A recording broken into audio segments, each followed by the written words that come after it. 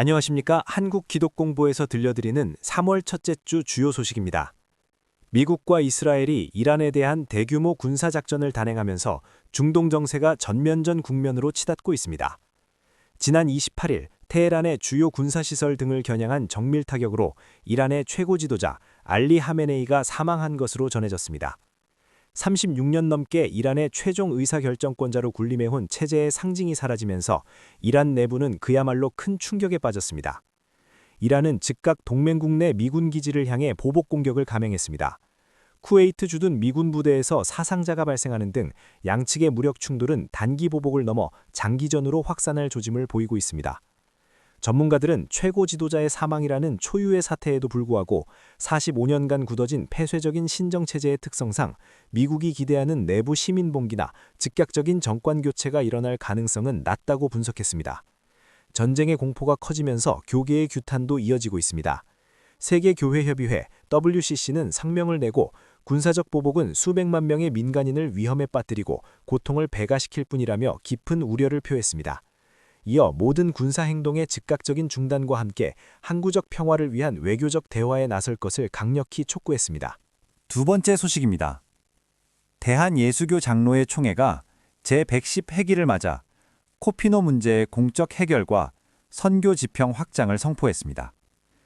총회는 한국인과 필리핀인 사이에서 태어난 이른바 코피노들의 어려움을 구주적 문제로 규정하고 이들의 국적 회복을 돕는 프로젝트를 추진합니다. 특히 코피노라는 멸칭 대신 우리와 선택된 자를 뜻하는 타갈로그어를 결합한 우리희랑이라는 새 명칭을 제안하며 인식 개선에 나섰습니다. 이번 사업은 용서, 사랑의 시작입니다라는 총회 주제에 맞춰 우리가 과거 현지에 남긴 아픔에 대해 교회가 먼저 손을 내밀고 공적 책임을 다한다는 취지로 마련됐습니다.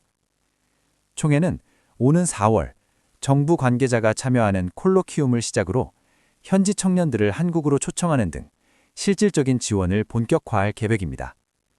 한편 교인 수와 헌금이 줄어드는 교단의 위기 상황을 극복하기 위해 생명문명, 생명목회순례 10년 정책을 현장화하고 오는 5월에는 이탈리아 밀라노에 유럽 선교노회를 설립해 전 세계 선교 네트워크를 더욱 강화할 예정입니다.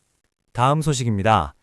제111회 총회 부총회장 선거를 향한 본격적인 레이스가 막을 올렸습니다. 대한예수교장로회 총회선거관리위원회는 지난 27일 부총회장 예비후보 등록을 마치고 목사 부총회장 후보 3명과 장로 부총회장 후보 2명을 발표했습니다. 먼저 중부지역 목사 부총회장 예비후보에는 세상의 빛교회 전세광 목사와 춘천 동부교회 김한호 목사, 서원경교회 황순환 목사가 이름을 올렸습니다. 서울 강남지역 장로 부총회장 예비후보에는 초대교회 이정환 장로, 시온성교회 박기상 장로가 등록을 마쳤습니다. 예비후보자들은 서류심사와 공탁금 납부를 완료했으며 앞으로 각 노회의 추천을 거쳐 오는 7월 17일까지 최종 후보 등록을 마무리해야 합니다.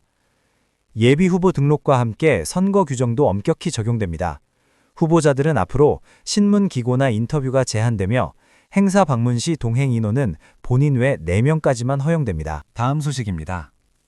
대한예수교 장로회 총회의 국내외 재난 구호 사역이 이제 긴급 지원을 넘어 재건과 마무리 국면으로 확대됩니다. 총회 사회봉사부는 최근 실행위원회를 열고 지난해 영남권 산불로 큰 피해를 입은 교회들의 복구를 위해 총회 재난건축 회복위원회를 본격 가동하기로 했습니다. 이번 위원회는 예배당과 사택이 전소된 포항 매정교회와 경환 하하교회의 재건축 사업을 전담하게 되는데요. 전국 교회에서 정성껏 모은 성금을 투입해 건축과 행정 등 각 분야 전문가 19명이 투명하고 효율적인 복구 과정을 이끌 계획입니다.